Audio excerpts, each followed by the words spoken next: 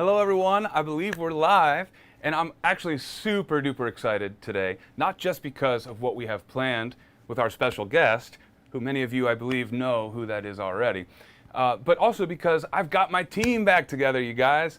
Woo! Man, if you've tuned in over the last, what's it been, 3 months now? You've seen me struggling to keep the show on, right? The show must go on. There's a lot to do here with the cameras and the keyboards and the technology here. So I'm not making excuses. I'm glad I was able to keep it coming to you guys on the channel. But man, it is good to have Aiden Matney back in the building and Andrew Wigierski back in the building. So Aiden is on the ones and twos, which is why you see me as you do now. And Andrew is here moderating in the chat. So everyone give a wave, say hey to the extended team, the production team here. Let them know that you've missed them as well. Man, how's everyone doing? How are you guys holding up in like this third or fourth month now of lockdown? How's practicing been going? How's life? Let us know. And I want to remind you guys to leave any specific questions that you may have for David Sides in the chat, because we're going to be beaming him in via technology. And he is going to be answering questions. He's also sitting at his piano as well, and who knows, he may play something for us as well. So anything you guys want to ask David, it can be a personal question, it can be about music, it can be about, something about the app. Let him know and put it in the chat, and he'll come back and try to answer as many as he can. But before we get to this Q&A, and before we bring David in, I want to check in with you guys on the status of our next topic, right? We just got done doing arranging, and we're kind of in this no man's land right now, right? Because we've got the vote, the poll, I should say, is live currently in our community tab. And as you may remember from last week, here are the options that I proposed for us. How to play better with other musicians, right? We talk a lot about how to play the piano on its own. Full 88 keys, piano arrangement, right? That's mostly what we're talking about. But of course, there are many other ways to play the piano, and one of the most common ways is in a band, a keyboard, right? And often you're going to approach playing your instrument in that setting a lot differently than you would as a solo instrumentalist, okay? So that topic can be really rich with areas for us to explore. That was one. The second option I proposed was how to practice better, how to get more out of your practice session, how to be more effective with your practicing. That's also a great topic, right? A lot of stuff we can talk about there. The third one I threw out was let's learn a song together, right? We can spend this time breaking down a song together. Now, I'm going to queue up, I'm pulling up my phone just for a second here, just so I can give you the real-time stats on our vote, all right? Now, unfortunately for me, I'm personally campaigning for play with other musicians, especially in this time of COVID, right? All of us who are in bands, we're missing that. That one has the lowest votes so far. That one is about 13% of the votes out of these three options. Practicing more effectively is in the lead. We've got about we have exactly 52% of the vote, all right?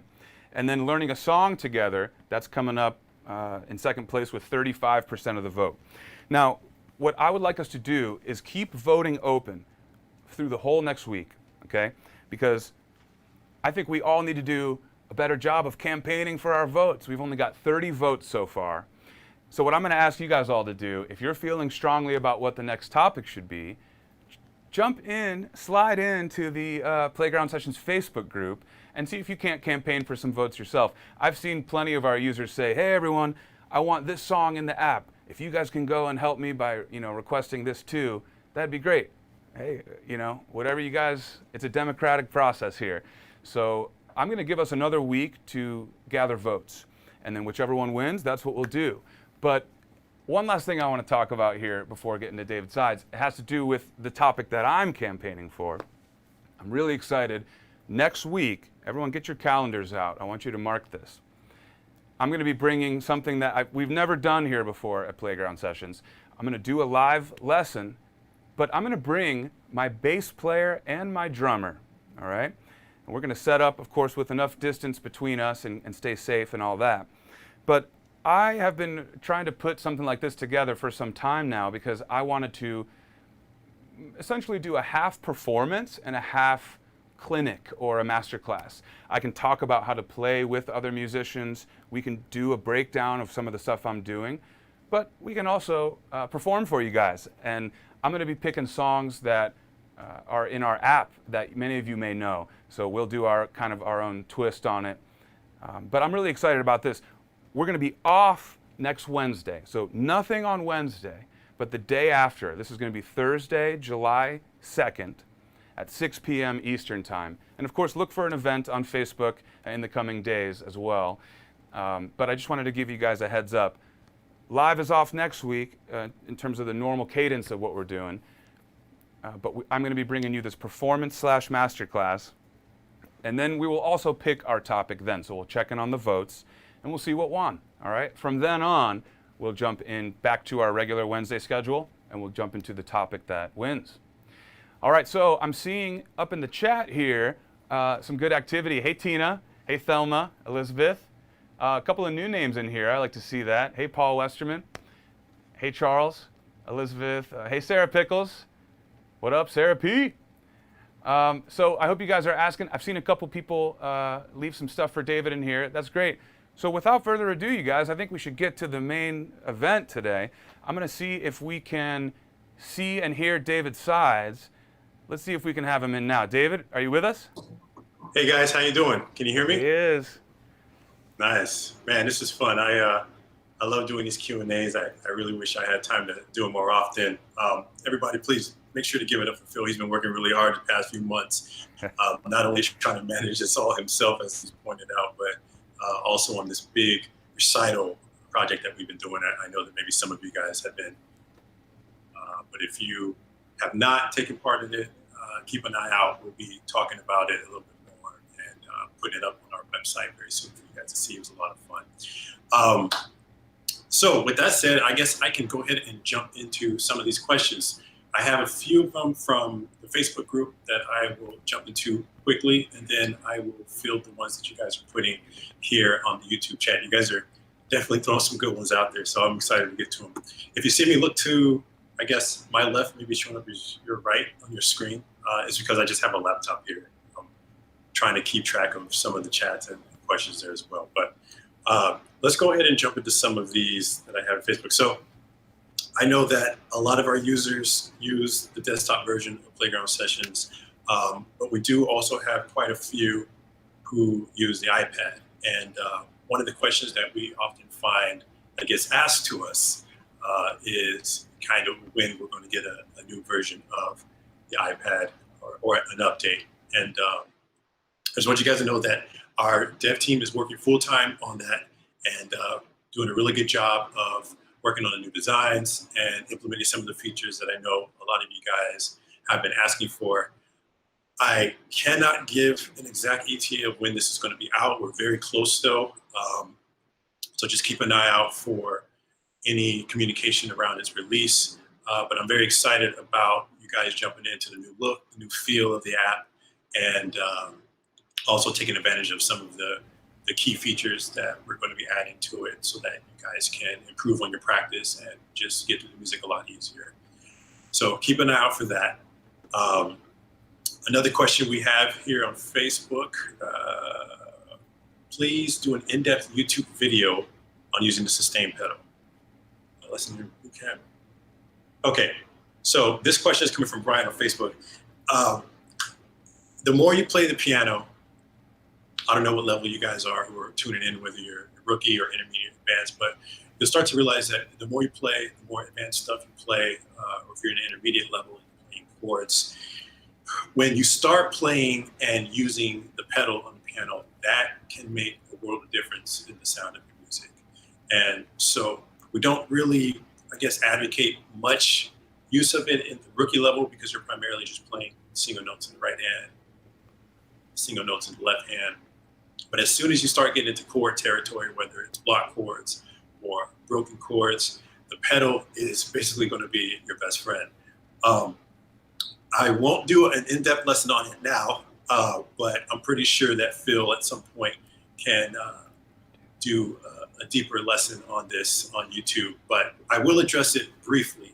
Basically, what you want to have happen, and I'm here at my piano, what you want to have happen is every time you press a key,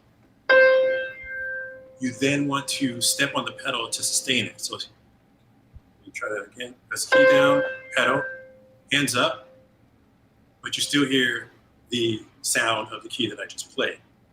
As soon as I lift my foot off that pedal, sound goes away. I'll try one more time. Foot off.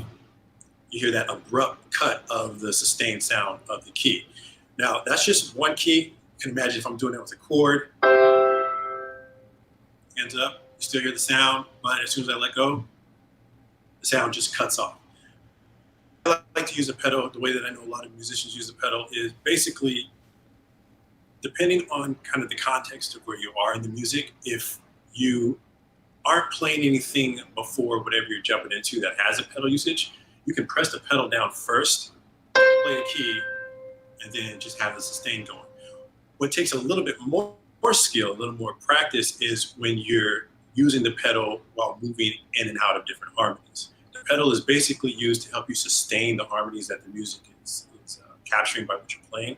And that takes a little bit of practice with timing. So basically you want to master the ability to play a key, press down, key up, but before you go to the next key, press down, pedal, release, press down, come on.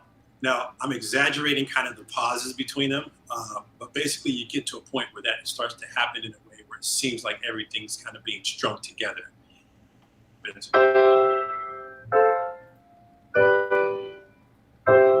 I'll do that one more time, but I'll kind of exaggerate my hand coming up.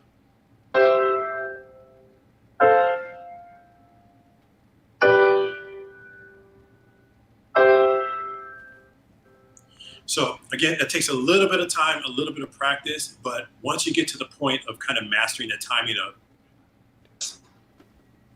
release, another note, press, release, another note, press, it becomes second nature to you. But I'm sure we'll cover more of that in both the app and on YouTube. And we're excited to get you guys really using the pedal. Obviously, if you're playing on an acoustic piano, the pedal on the far right is the pedal that I'm referring to, the sustain pedal. But if you're on a keyboard, you probably just have one pedal, in which case it would be the sustain pedal. So you can yeah, David, it's interesting. If I can jump in, Charles Smith just kind of asked that question. He's asking about, do you have a half pedal on your keyboard? Kind of indirectly speaking to that. So I guess what are some of the differences between keyboard and piano when it comes to pedal, right? On piano, you tend to have 2 or 3. Keyboards, people typically just have the one. Can you speak to that for a second as well? Yeah, so similar to what I was saying earlier, that when you're playing with the piano and anytime anyone's referring to any pedal usage, they're basically referring to the sustain pedal. That's the most important one, and that's why if you're playing on a keyboard that has only one pedal, that's the one you're going to get. On an acoustic piano, you have more than just that one pedal. You have the sustain pedal on the far right, which you can use to help sustain the sound that you're playing. You also have a pedal on the far left, which kind of dampens the sound of the keys that you're playing.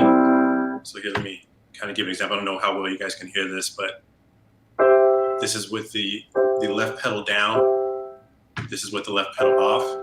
I don't know, Phil, are you able to hear that pretty well? Oh yeah, we got you, man. It sounds good to me. Okay, perfect. And then there's also a pedal in the middle. Now, a lot of people don't talk about this pedal. Basically, the way this pedal works is it allows for you to pick and choose which key or keys to sustain while leaving the other keys unsustained. Now, this one, I'll admit, I rarely ever use this. Do you use the middle pedal often, Phil? You know, I don't, but that's because I'm not as lucky as you. I don't have a piano at home, unfortunately. Oh, but soon enough, I hope. Yeah, so, I mean, that's one that's far less common. Usually you'll have people use the sustain pedal far right.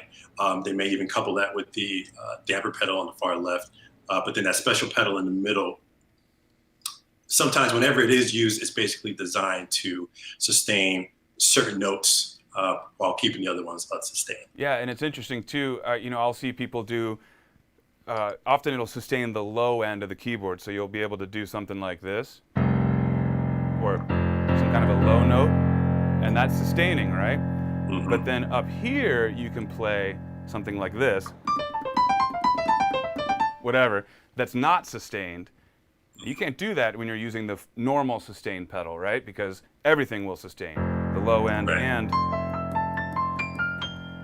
But for those more rare instances when you want to sustain something down here but use both hands to play something unsustained up here, you can use that pedal. But I've literally never used it once in my life, so Yeah, it's not me neither. something that's like, I would say, necessarily necessary. Yeah, the only times I've ever used that pedal were in instances like this where I'm talking about the pedal. Exactly. You're just But I never demoing really it for used this it. question. Yeah, I never really used any music that We should ask our team member, Wei Chen. She was the one who taught all the Hanon stuff. She's probably our most legit, classically trained pianist on the team, or one of them. I wonder if she's used that pedal. It's possible. Yeah, But it'd yeah, be a good question to good ask. question. Let's see who else. I'm seeing the chat move quite a bit. David, let's say hey to some people who are watching. I see Ben Rapp. A couple of new names today. This is great. Rodrigo, how you doing? Yeah, this is really cool. And Andrew's doing a great job of keeping me informed. I have my little phone here, and he's kind of bringing in the different questions as they're coming in. So Nice. That was it for the Facebook questions. I'm ready to jump now into some of these questions you guys have been preparing for me here on YouTube. Kicking off, starting from the top. So we have Tina. Tina's asking, so why do some pieces go from the grand staff, which is treble and bass, to maybe double treble clef or double bass clef? So what is the purpose? And what is the trick? What's the trick to mastering the switch? Okay, so that is a very, very good question. For any of you guys who have gotten far enough in the playground journey to be playing on a grand staff, you know that you have a staff on the top, which is representing what you should be playing with your right hand, and then you have a staff on the bottom, which represents the music that you should be playing with the left hand. Now, usually, we're playing music on the piano. Those, for the most part, cover specific ranges of the keyboard. So the top staff, which covers your right hand, will typically have a treble clef, and the treble clef covers a specific range of the keyboard. For simplicity, if you just think of it, the treble clef helps you cover notes that are above middle C, right? And then on the bottom staff, you have a bass clef. And for simplicity, just think of that as, for the most part, a clef that'll help you cover notes below middle C. So if middle C is here, more or less in the middle of your keyboard or your piano, treble clef covers all the notes played here. The bass clef covers all the notes played here. Now, what you'll have happen sometimes is, what if you're playing a piece of music where all the notes that you're playing in a particular part of the music or the entire piece are notes that are played on the top half of the piano? Well, in that instance, you're going to have a treble clef, again, that represents the range of kind of the top half of the piano, more or less. You're going to have both of them. You're going to have one in the top staff for your right hand, but because your left hand is also playing on the top half of the piano, you're also going to see the treble clef on the bottom staff. So you end up with two treble clefs, one on the top, one on the bottom, and that's used to represent playing, music at the very high part of the piano. Same goes for the bass clef. Bass clef covers the range more or less on the bottom half of the piano. So if you're playing anything that's really low, your right hand is playing the bottom half and your left hand is playing the bottom half. That's when you're going to see a bass clef in both the top staff, which is your right hand, and the bottom staff, which is your left hand.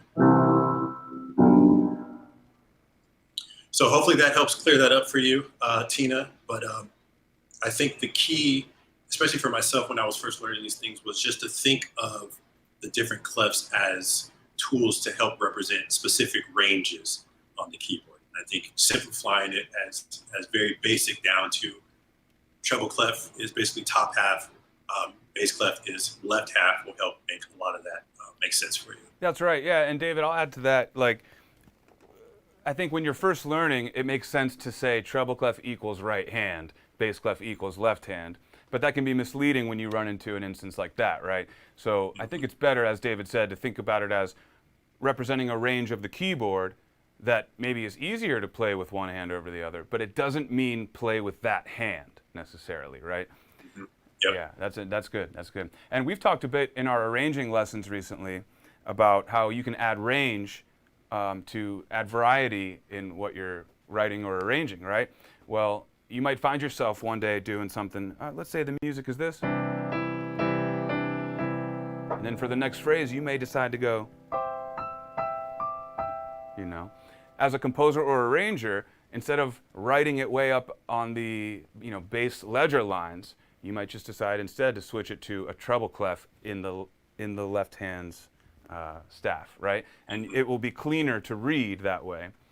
Or you could use 8VA type things as well, but typically if both hands are moving up and doing something that it was doing down here, you can simply just rewrite it as a treble clef as you move. Yeah, and I'm definitely a sucker for that kind of stuff. I love playing stuff on the piano that's very high up. Mm-hmm. To me, it just sounds so beautiful. So any music that if I were writing it out, you'll probably see a lot of treble clef on the top staff, treble clef on the left staff. There you go. All go. up in this world over here. You heard it here first. There's a David Sides arranging secret right there. Yes, sir. Cool. Yeah, great question, Tina. All right, let's check out this next one. So Sarah asks, do you as piano teachers have piano teachers or lessons still, I guess yourselves? And if so, what pieces are you working on with them? That is a good question. I personally don't have piano teachers.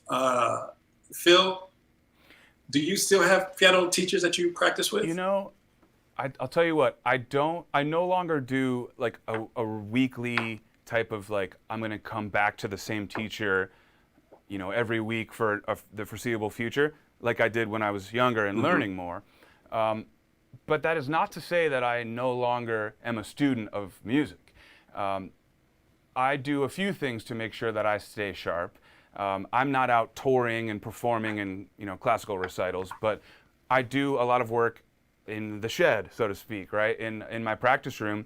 And when I do that, it's not always a scale or an arpeggio or some of the stock, practice things that you may think of. Instead, I actually do a lot of YouTubing. I pull up a lot of stuff on YouTube from people to just learn one thing here or learn one tip here. That is actually a really valuable thing that I would encourage everyone to try and do to supplement your own music education. Of course, you need to be aware that a lot of the stuff you might find on YouTube is subpar, sometimes in terms of production quality, but also sometimes in terms of the actual content. So you just need to have a watchful eye there and make sure that you're getting stuff from a credible source. However, I also do still reach out to people for a one-off lesson, and sometimes I'll ask a teacher, can we sit down for 2 hours, just one time, and I will try to soak up as much as I can. In fact, when COVID hit, unfortunately I had to cancel, or I guess I can find a way to shift into a virtual space. But Mike Garson, who was David Bowie's keyboardist for many, many years, and who some of you may have seen in some of the some recent advertisements we did some collaborations with him.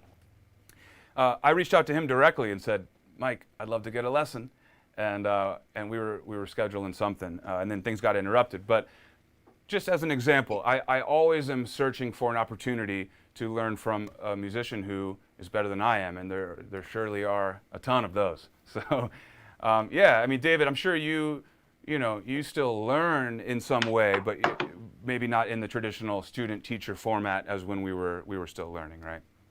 Yeah, definitely. And I think that for myself, I like to draw inspiration from maybe different things that I'm hearing.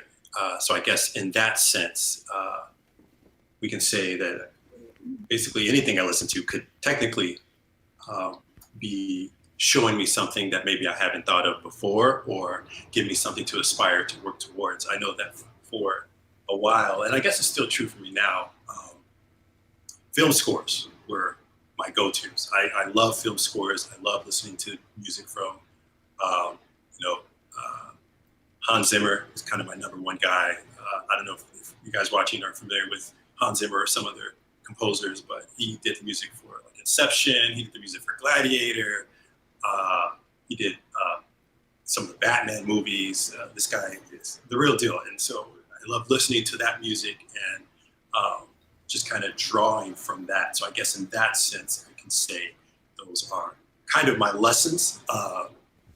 But in terms of actually sitting down with someone or maybe doing something virtual like Phil is describing, there's definitely still value to that. I think for myself, it's just kind of hard to find the time to do that if I wanted Amen. to. So, but it's the musical journey is a lifelong journey. So you're always learning things, and I think when you get to the point where you can start to recognize what different musical elements you like, I think that kind of takes you down a different path. I know I've had a lot of discussions with Chris on our team as he's kind of tried to explore that world a little bit more and kind of get more into improvising and such.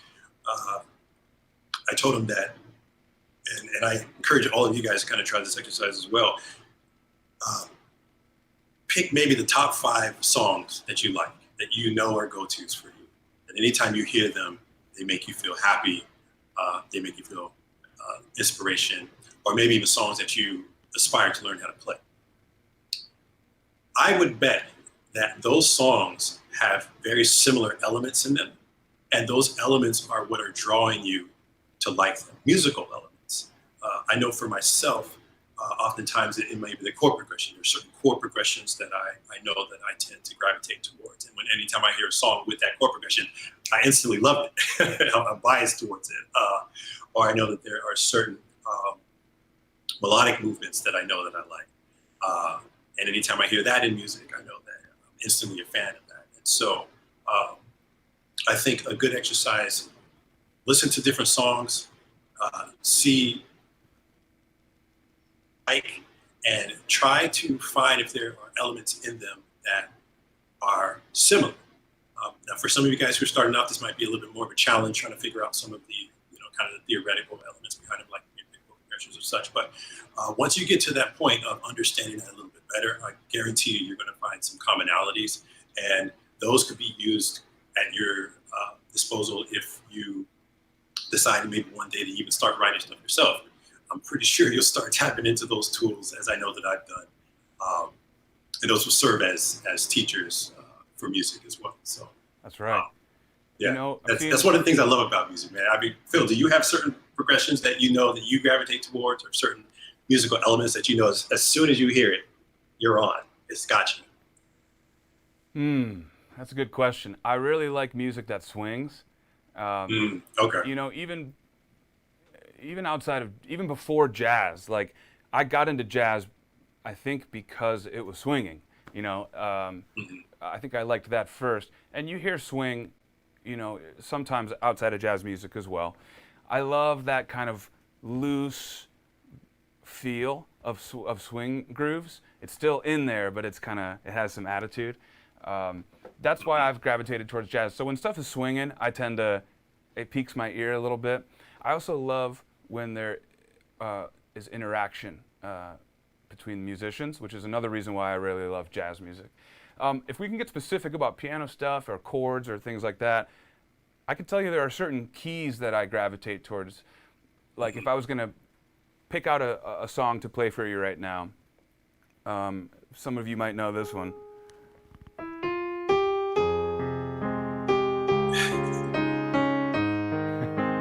Okay, that song is in a certain key, but if I didn't know what key it was in, I would just think to myself, okay, it's like the 6 and the 4 and the 1 and the 5, and then I would pick a key to do it in. So I have my go-to keys, and it's not C major. That used to be when I was learning. But my favorite keys, I would say, I really love F major, and I really love D flat major.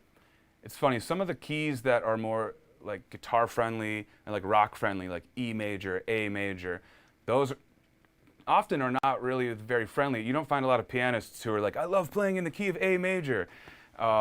Contemporary church will have music in those keys too sometimes, so you might see it there. But anyways, I love the key of F, and so I might sit down and say, I think You Raise Me Up goes like this, and I'm going to put it in.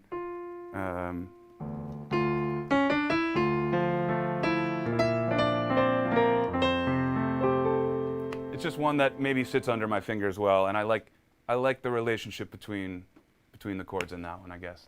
Yeah. Yeah, yeah. I'll say there's one one musical combination that I guess I would consider being kind of weird, but every time I hear it, I just fall in love with it. So I love the combination of, I guess I would call it like a pad, more specifically like an electronic pad supporting kind of an acoustic sound. So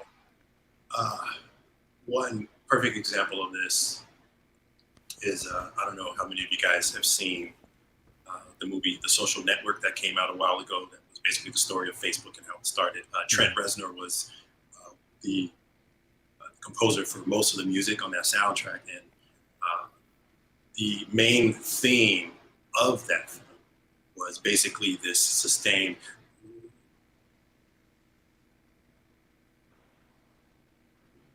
And then on top of that, you'd hear piano. And it was just so melancholy. And it was so soft. And the moment I heard that, I was like, oh my God, this is music for me. This is the type of stuff I love. But yeah, I encourage you guys all. And it could be something like that. It doesn't have to be theoretical. It could just be a combination of instruments that you love. Every time you hear strings under, whatever, an organ, you know that you're falling in love with that piece of music. That's one of the things I love about getting to the point of kind of understanding what's going on a little bit better, because I think it kind of helps you to, in some ways, kind of understand yourself better, understand what type of things your ear gravitates towards. So definitely give that a try. I'm going to take a brief second to call out a question from Lily May. Hey, Lily May. I was surprised to see you say this. So Lily says, my sight reading skills have suffered since starting Playground. Any tips on keeping these skills sharp? I love Playground because I have trouble with timing, but I want to be able to sight read as well. So I'll give my quick 2 cents, and David, if you want to chime in on that as well. It's funny because I think my sight reading personally has improved since I've been clocking Playground practice time daily. Now, I'm doing it mostly for the videos that I produce, so I have to, learn it quickly before I can teach it to you guys, obviously. So I find myself practicing reading that way in the app. And so my reading's gotten better. It's interesting. I think your practice session you're gonna get out of it what you put into it, but also how productive you can get out of it. It will depend on how you plan it. Okay, so your planning is crucial, and you can sit there and play in the app, and you could be working on rhythms, or you could be working on sight reading, or you could be working on touch or something else. So you need to first define a little bit more what you're trying to do when you get into the app. So maybe split your time, Lily May. Half the time can be spent working on timing, where you're practicing something that you already know, but you're really working on the rhythms and following that scroll bar and the backing track. But then the other half of your time, still within the app, could be spent like this. Whatever level you are for when you're learning a song, let's say you're advanced. I believe you are, actually, Lily May, but wherever you are, I would encourage you to go into the song store or boot camp and pull up something from the level below you, and don't practice it first, right? Pull up a random segment and hit play. That is good sight reading practice. Now, the reason I say to do it at a lower difficulty level, of course, is if it's challenging to you to play, it's going to be impossible to sight read. So remember, when you're working on sight reading, pull the difficulty level down a bit from what you would choose if you were choosing to learn a song.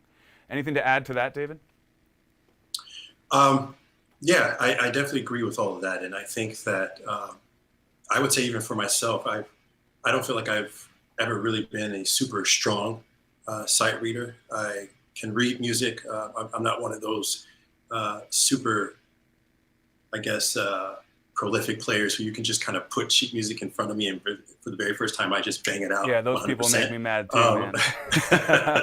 But I understand it, well enough to kind of work my way through it and eventually get to a point where I can play the music the way it's written. But I would definitely say that for myself, reading music in the app has definitely helped me. But I guess it really kind of comes down to, I guess, which part of the reading is kind of the strength and which part of the reading is kind of the weakness. As Phil's pointed out, it really comes down to components. There's the timing aspect of it, and then there's kind of the pitch recognition aspect of it. And I know for myself, the timing of reading music was never really much of an issue, but the ability to, I guess, just kind of recognize and memorize all the lines and the spaces, that was something that I wasn't as strong on. And so I know anytime that I'm playing in the app, knowing that that's not big, or that historically has not been a big strength of mine, I would challenge myself to try to play music without the letterings or without the fingerings. And so I'm forced into this environment where now I have to improve the element of my sight reading ability that I know isn't the strongest. And as Phil was saying, started off with simple music, going through the rookie tour and challenging myself to play all the music there, both hands, without letter names, without fingering, to kind of help guide me through it. Definitely helped. Moving on to intermediate, doing the same thing, definitely helped. Moving on to advanced, definitely helped. And it's one of those things where it's kind of like the more you do it, the more natural it comes to you and the more easier it's going to get. So I would definitely echo the advice that Phil's given on that, and just kind of challenge you to, if you haven't already, just kind of isolate what the problem areas seem to be, and then just try to utilize the app and utilize the features that are available to you to try to polish those areas. And I think that if you go into it with that level of focus of, okay, today I'm determined I'm going to improve this specific part that I know is constantly tripping me up when I'm sight reading, and I'm going to devote 30 minutes to it today. I may take a break tomorrow, come back in for another 30 minutes the day after. I guarantee you'll get to a point where you really start to see improvement. Awesome. Yeah. Great question, though. Let's keep it moving. What Great other question. questions or comments Cool. are you seeing, David? Yeah, so I'm seeing a lot of good ones come in. So I'm going to try to get through these a little quicker. I know I'm starting to get a little long-winded. This is just so fun for me. I love sitting here and kind of talking to you guys and For sure. filling some of these questions. Yeah, if you guys are enjoying talking with David, by the way, let him know if we should do more of these. Oh, yeah, please let us know.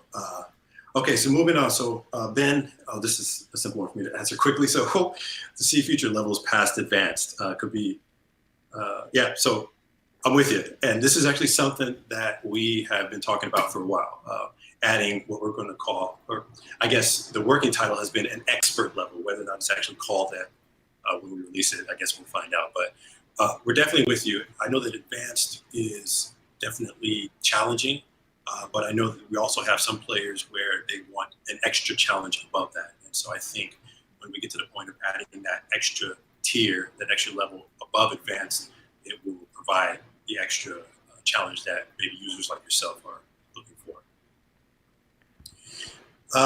Sal. Okay, good question. I think this is one that comes up pretty often. I'm really trying to get my fingers together.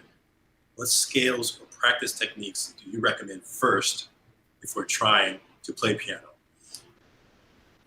So I'm assuming by this question that you're talking about specifically playing with both hands together, as opposed to a more general getting your hands together, like kind of getting their act together or getting them to act right. If you are referring to playing with both hands together, we do have some drills in the application which are especially primed for this. I don't know how far you are in the app, but I know that Phil has some lessons in the application that covers scales. Scales are a great way to kind of improve your ability to kind of have your fingers work independently, your hands work independently, kind of doing their own thing while playing the right notes and the right timing, which will help you move to a world where you can do that a little bit more seamlessly.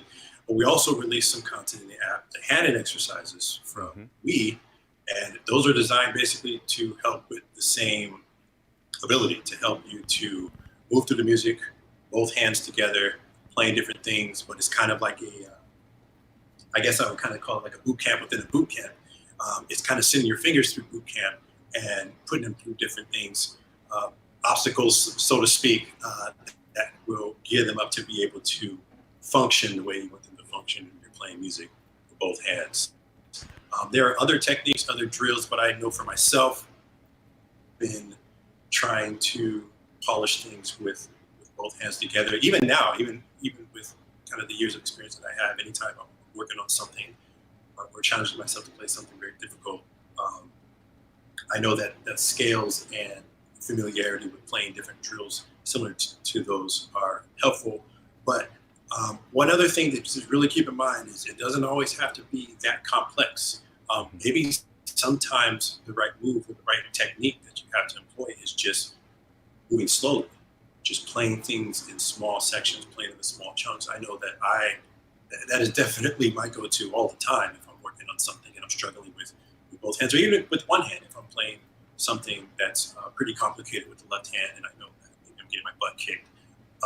I will slow that thing down and I will crawl through it until I get the muscle memory enough to be able to play it. I know that internally amongst the team, we talked about kind of the importance of muscle memory when playing piano, but I can't stress that enough to people, especially those who are beginning. Muscle memory is going to help you get through a lot of the music. The less you have to think about kind of the spacings of your fingers. Like I know right now, like this is an octave.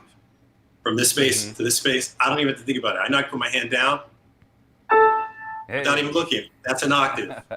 That's an octave. But that's muscle memory. That's spending a lot of time just kind of getting familiar with this spacing and this spacing being 8 keys apart. And one of the great ways to do that is to kind of take your time, do things slowly, but then also you can lean on some of the drills that I pointed out. That's right. And I'll just add a quick little thing to the end of that, which is something about the way that question was worded. It makes me want to point out the fact that you don't have to have good technique before you start playing something that you want to be playing. Okay?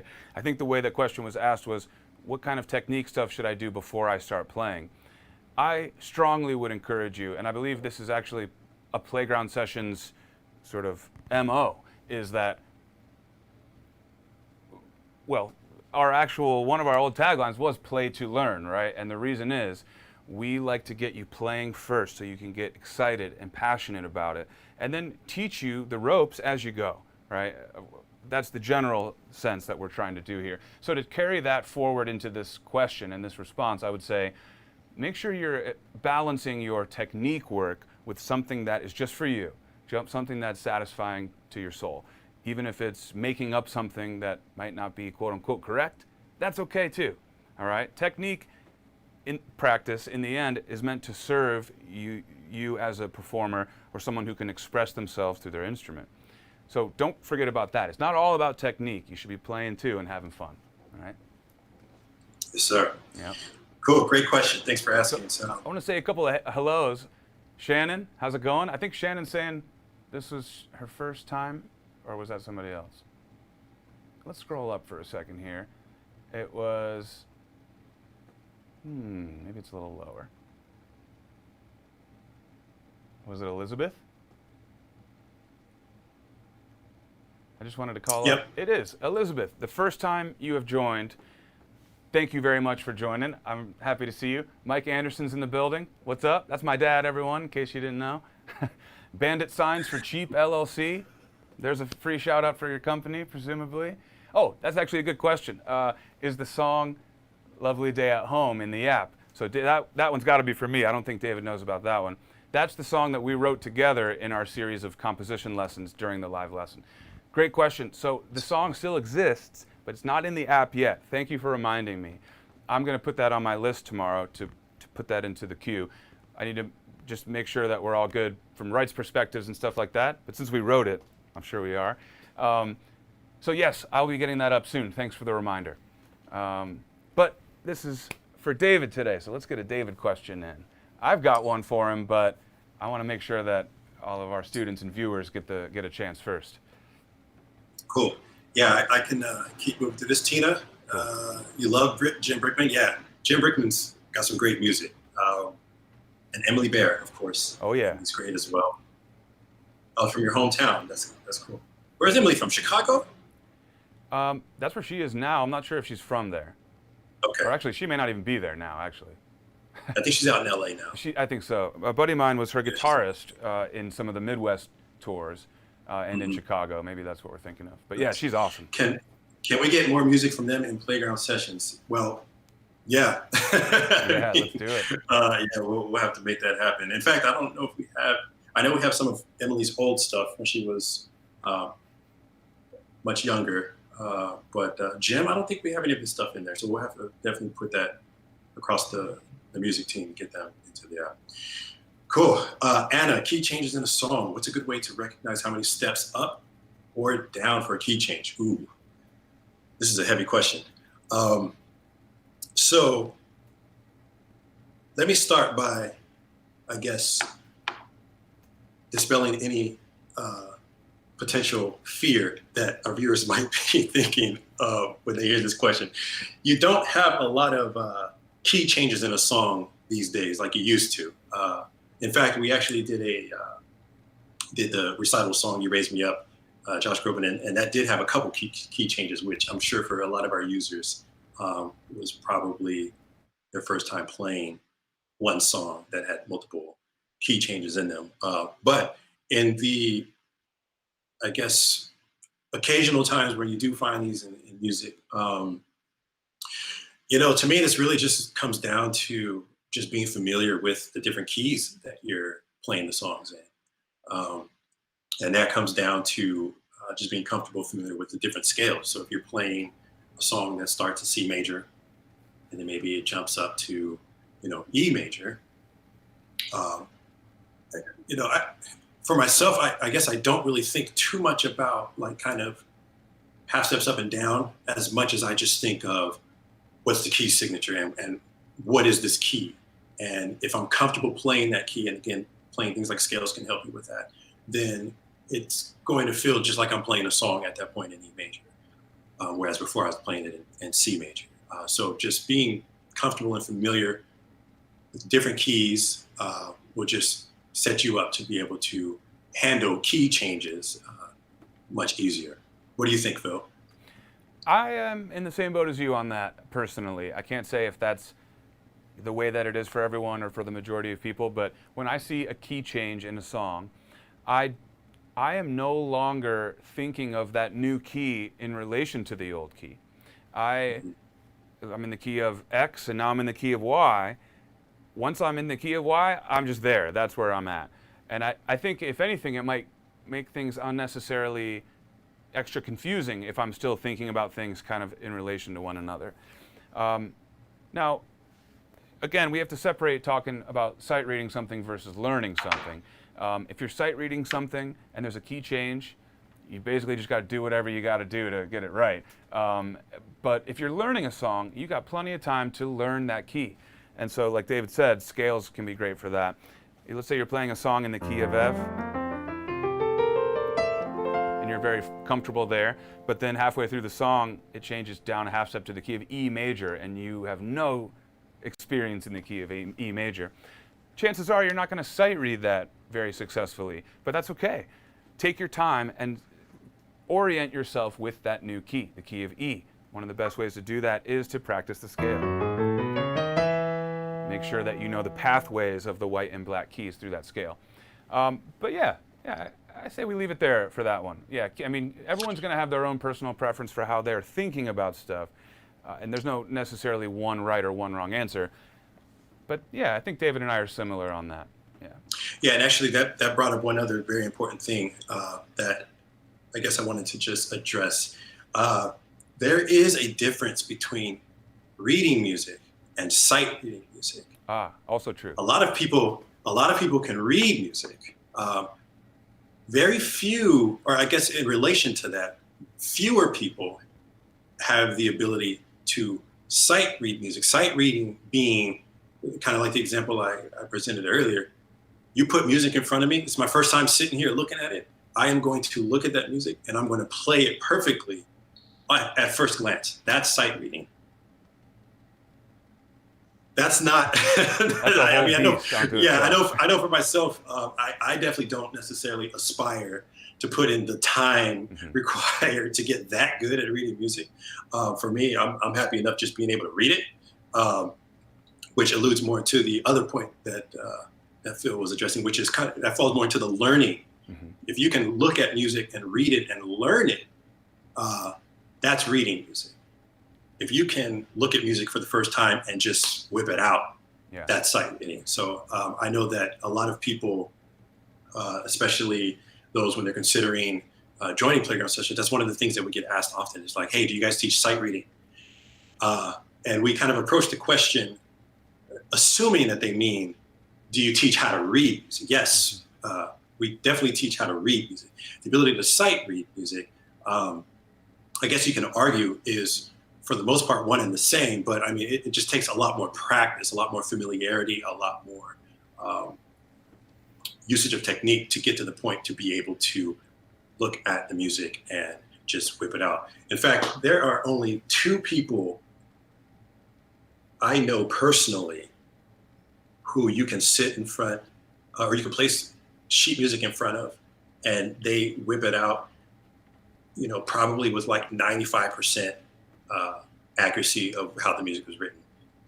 Phil, I know you probably know those two people. It's I know the two David you're talking about, and David we. and Weed, right? Those Yeah, are. that is basically it. And we know a lot of musicians, so believe That's me when right. I say that this is not something that is super common amongst the world of musicians. Hey, it's not very It's practical if you different. think about it. I mean, Yeah. unless you're touring and you're doing longer recitals, or if you're in a band that gets new music put in front of them for every gig, and you have to be able to sight read in order to do it right and make money, then it's not really a Hmm. practical skill to really work on, right? Because Yeah. most of the time, yeah, you're going to sit down and do it a few times or more, and you're going to learn it, and that's Hmm. okay because there's no deadline or like something Yeah. like that usually, right? Except for You Raised Me Up when there was a deadline. Yeah.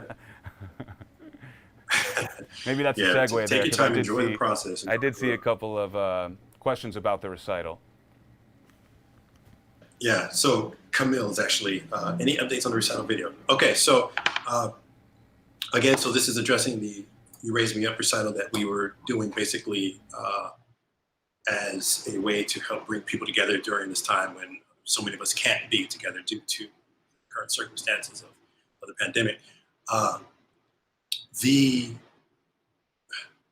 the video itself, we have a lot of different people who submitted videos, and they were all amazing. They all sounded great. They all looked great. Um, the editors are kind of in the final stages now of getting that video done.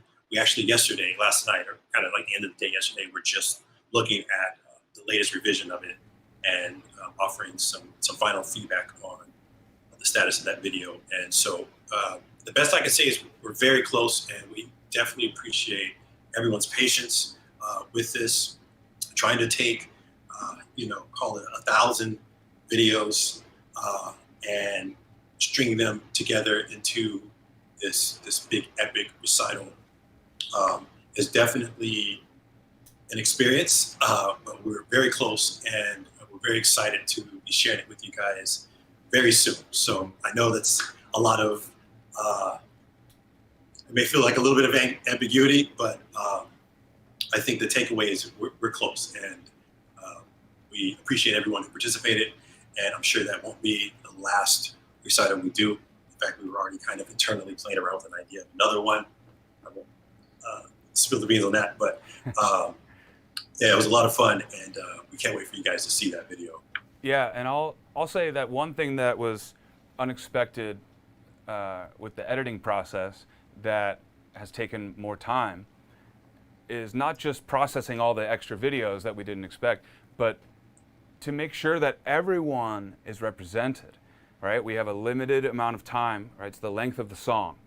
And if we were expecting 100 videos, but we got 1,000, then we can imagine that you don't get to add time to the song. You still have to squeeze them in. So one thing we're really making sure that we put the proper amount of time into is making sure that everyone who submitted is actually visible.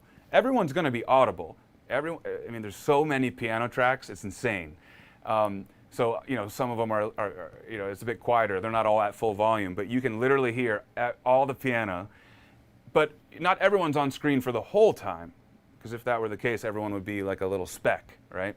So then it's been a creative challenge to not only figure out how to make the video flow and come to life, but also for you guys who participated, how do we make sure that everyone's in there represented, right? We know that's going to be a fun part of this, is to see yourself, right, in the final video.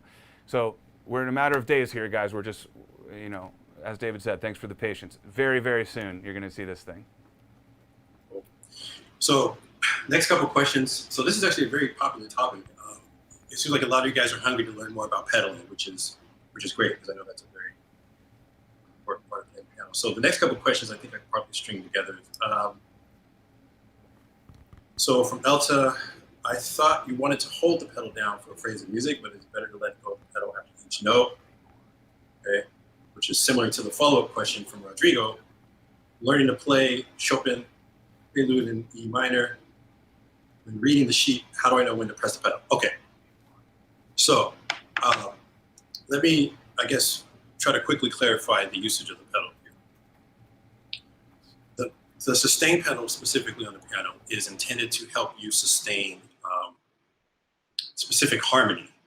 So a harmony is a sound that's created by, you know, multiple notes being played. Now, it's not exclusively just used for harmonies. You can use it even playing just one note at a time. But if you think of it as it's a tool to help you sustain the sound that you're creating when you press the keys down, whether it's one key or multiple keys, that is the role of the sustain pedal.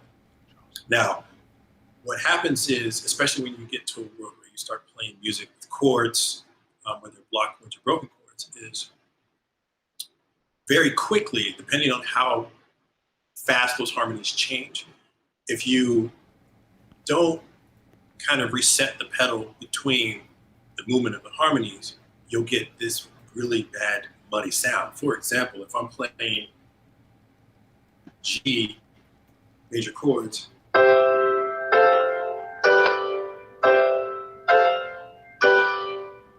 you see how all of those sounds kind of blend together, and it kind of creates this muddy aura, I guess, of harmony.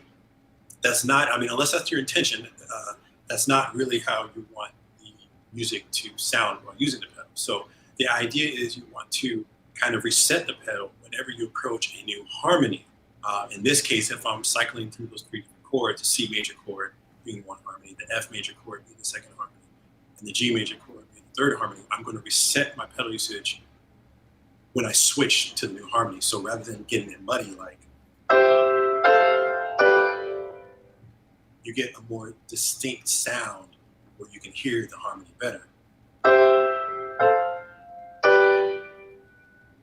And that's the general approach to pedal usage. Again, whether you're playing broken chords or block chords, and it doesn't always have to be kind of dictated by whatever chords you're playing. You want to think of it as, what is the sound I want to kind of sustain in this part of the music, which is often going to be driven by the change of harmony. But if there are no changes in harmony, you can still decide whether you want the sound to sustain or if you want it to kind of reset. And kind of on the surface, that's the approach to using the sustain pedal. But it's clear that you guys are hungry for more. So we'll definitely need to make sure to give you guys more content around the usage of pedals and maybe kind of the usage of block chords versus the usage of broken chords. Versus the usage when you're maybe not even playing chords and you just want to kind of sustain things. Yeah, definitely. I mean, we're definitely hearing you guys, and whenever we see a trend with something that you guys want, we'll definitely do our best to make it happen. So I'm going to commit to doing a YouTube lesson on pedaling, and maybe the next time we get into to do a boot camp shoot with David, those are more rare for obvious reasons. You know, we're distant apart, and David has a full load of work at Playground that is not music related, so it's hard to free him up enough to do some music. But anyways, either way, we're going to bring you guys some pedal lesson content. You'll be able to see with the camera angle the foot on the pedal, and we'll break it down for you in detail. Definitely. Yeah. Courtney asks, what is the hardest piece you have had to play, and why was it such a challenge? Wow. The hardest raise me piece. up. You know, I can think of a couple pieces that were very hard for me to play. And in fact, they were kind of okay. So let me back up and let me preface this by saying I have a tendency of making my life harder than it needs to be whenever I'm playing the piano, particularly whenever I'm arranging music. Phil, I don't know if you fall in the same boat, but I am one of the type of pianists who, if I'm taking a song and let's say I'm creating a piano arrangement of the song, I will make multiple versions of the arrangement, with each successive version being harder than the one before, because to me it just sounds better. But oftentimes these changes that I'm doing also make them that much harder to play. So there are a couple songs specifically that come to mind where I kind of did this to myself. One of them being,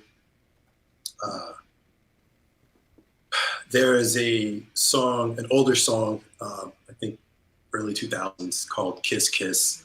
It was a popular song by an R&B singer, Chris Brown. I don't know how many of you guys may be familiar with him or his music. But I made a piano arrangement of that song. And that was one of the hardest things that I've ever played. Another one, I guess, Without You. It's kind of an Usher song, another oldie. But I can list a few of them. But the underlying thing that makes them hard for myself, and I understand this, but I still keep doing it to myself. I don't know why. The underlying thing that makes these songs hard is the multiple voicings. I am a big advocate of playing music with, or on the piano, or I guess arranging music that has multiple voices. So what exactly does that mean? Usually when you're playing something on the piano, especially if it's kind of standalone style, you're playing the melody, maybe with your right hand and kind of supporting harmonies with your left hand. Depending on the level of the music, you're typically going to have kind of one voice or one melodic line that you're carrying through the music. I think maybe the easiest way to think of it is if you think of a choir. If you think of a choir, it has maybe a soprano, it has an alto, it has a tenor, and it has a bass singer. So you have four voices or four vocal sections, so to speak. The soprano is going to sing kind of the top melody, and that's going to carry you through whatever the piece of music is. But then you have the alto singer underneath that, maybe supporting harmonies underneath that top melody. And then underneath that, you get to some of the lower voices. You have the tenor doing whatever he's doing, and you have kind of the bass coming underneath. Now, all four of those singers, or all four of those voices, they're not doing the same exact thing. They're not all singing C and then D and then E. Some of them might be singing C, while some of them are singing F, while some of them are singing D. And even with the timing, the rhythms, they're not all doing the same thing. They're not all doing whole notes. They're not all doing half notes at the same time.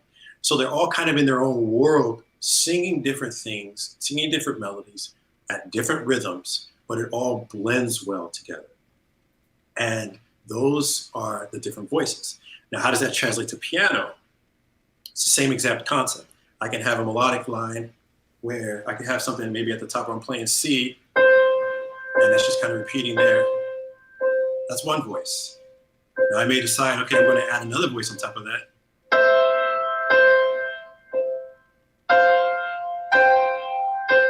That's the second voice. Now I may add a third voice.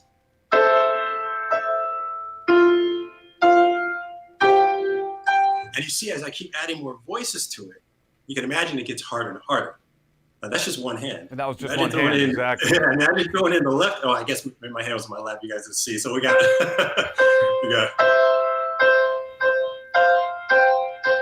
But you get the idea. So basically, you're playing multiple things, and for myself, often with one hand, and then I have something completely separate happening in the left hand. When you combine that together, it, at least to my ears, sounds beautiful, but it makes it very hard to play. So Yeah, I would say some of my arrangements that I put together and just basically trying to capture as much of the harmony of a song as possible, or any other songs that I play that have multiple voices, those tend to be the more challenging pieces of music for me to play. No doubt. Yeah. What I about you, think Phil? I mean it's the same for me for sure because your choir analogy is perfect. And one thing to highlight about that too is that everyone is just one person is one voice. So that one person, that one performer, just has one thing to think about. Even though the larger, when you put all those voices together, it's a multi-voice thing, right? Well, the trick with the piano is you're just one person, right? But you're already splitting into two brains, harmony and melody. But when you add a third or a fourth voice in there, I mean, you can imagine how much harder that is just mentally to comprehend and to understand, let alone to physically execute, you know. You got 10 fingers, but it's not as easy as having 10 individual singers singing parts, right? Because again, those are all one person. I'm just one person with 10 voices. So yeah, that is very challenging. Often because, again, as David said, the other voices will have some Kind of their own lives. not conflicting rhythms necessarily, but just different rhythms that are harder to play when you put them all together. You know, the jazz version of that is like, for solo piano, you tend to have a bass line.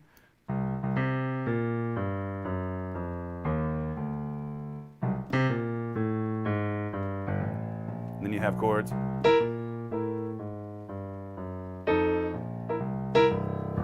And that's not so bad, but then when you add melody on top of that and keep the chords and keep the bass line, I mean, it's not as easy as just adding an extra note, right? I'm going to fail at this. I don't know why I'm going to try it.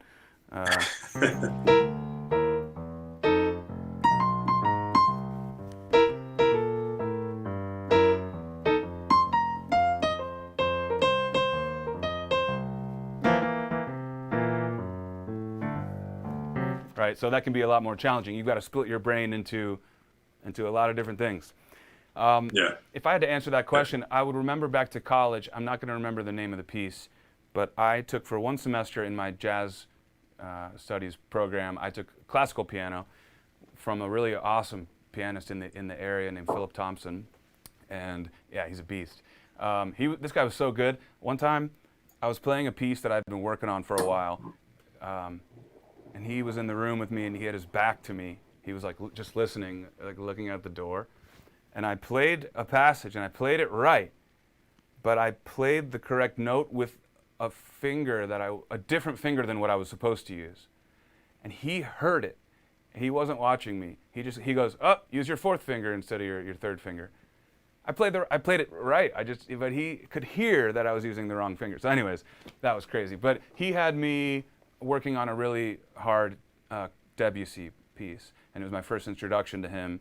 And I really fell in love with his music. I spent so much time practicing it. It was the hardest thing I've ever played. There's no chance I could play any of it now, otherwise I would try. I'm going to follow up with you guys and remember what that title is for next week. I'm going to have to find it. But it was so beautiful. Debussy's got such an emotional voice in his writing. And his harmonies often are kind of jazzy too, or jazzier than what you might find in traditional classical music. He'll use a lot of sevenths and ninths and things like that. Guys, we're having so much fun that we're already past our hour mark. So David, I might ask you to just do one more if you can. Sure.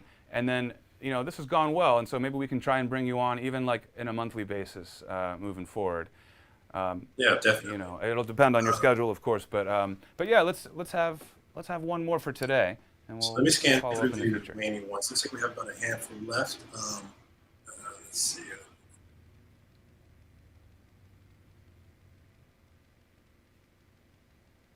Hey, Lauren. Okay. Hey, John. Anderlin.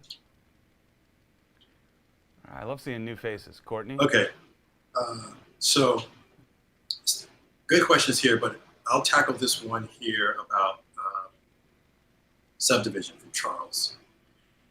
I know you subdivided the beat. At what point do you switch counting as far as the eighth note division only? Is there particular metronome BPM. Which counting is for. Okay, I guess at least the way I'm interpreting this, Charles, is you're asking kind of when do you switch between kind of subdivisions of counting music. That's more or less how I interpret it. So definitely chime in the comments if I'm reading that wrong. But so I know that this is, how can I frame this? The whole concept of counting with music. The counting is important in helping you keep your timing, obviously. What I find interesting, and I guess maybe it may vary from player to player, but I guess my approach to something like that is kind of for you. Do that. Similar to fingering. I know you guys right now are probably familiar with the fingering application and understand that they're just suggestions.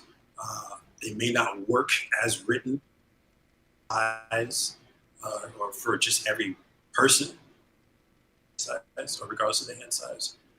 But at the end of the day, as long as you can land on whatever note you're supposed to be playing at the right time, then you can play whatever fingering you want. Now, there is a standard way to count. I'll preface with that. The standard way to count, a standard way to subdivide beats, a standard way to kind of switch between them. But I know for myself, and this is kind of coming from, I guess, a less traditional approach to learning how to play piano. When I learned how to play, I learned by ear. And so I didn't learn a lot of the theory stuff and kind of the correct way to do things until I was an adult. I was 10 when I started playing by ear. And so I had already kind of developed my own and solutions to how to approach different things.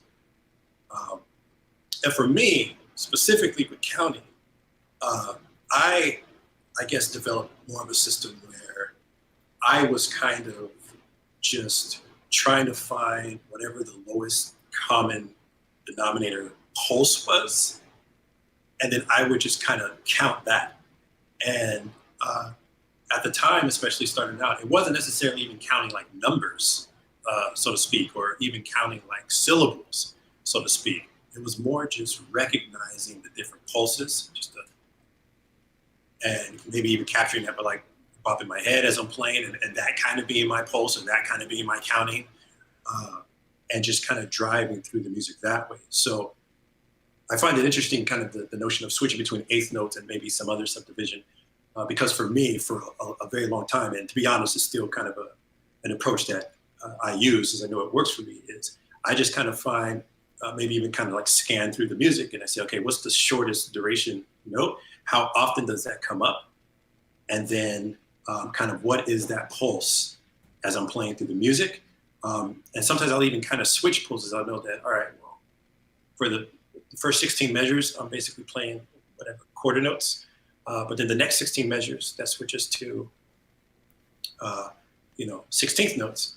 So as I get to that point, I know that my pulsing, if I haven't already been counting in fours, I guess explicitly, for 16th notes being a quarter note, then when I get there, I'm definitely doing like 4 pulses as I'm going through. I may not be bopping my head like that, but internally, I'm definitely tracking 4 pulses as I get to more complicated sections, and I have to really count out what they are. So not sure how much that actually helped your specific question, but I know that for myself, it's more just kind of tracking what is the lowest common denominator, and then kind of, I guess, counting, whether it's syllables, whether it's numbers, whether it's just ticks, whether it's whatever, just tracking that to help guide you to the music.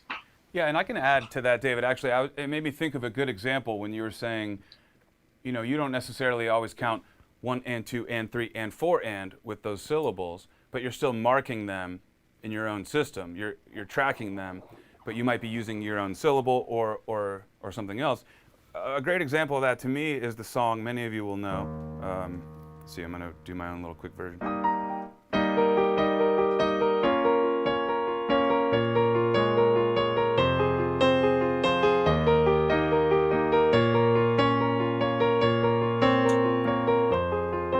right? That's a classic kind of syncopated little right hand figure. It's all eighth notes. If it was the same note, it would be 1 and 2 and 3 and 4 and 1 and 2 and 3 and 4 and 1, you know. But they're organized in a way that are kind of asymmetrical. They're in groups of 3, 1, 2, 3, another 3, and then 2. So one kind of shorthand way that I often teach that rhythm to students who maybe aren't advanced enough to consider the subdivisions and where everything falls in the beat and in the time signature, I just say it's an even pulse, but you can count it as 1, 2, 3, 1, 2, 3, 1, 2. And that helps you with the accents as well.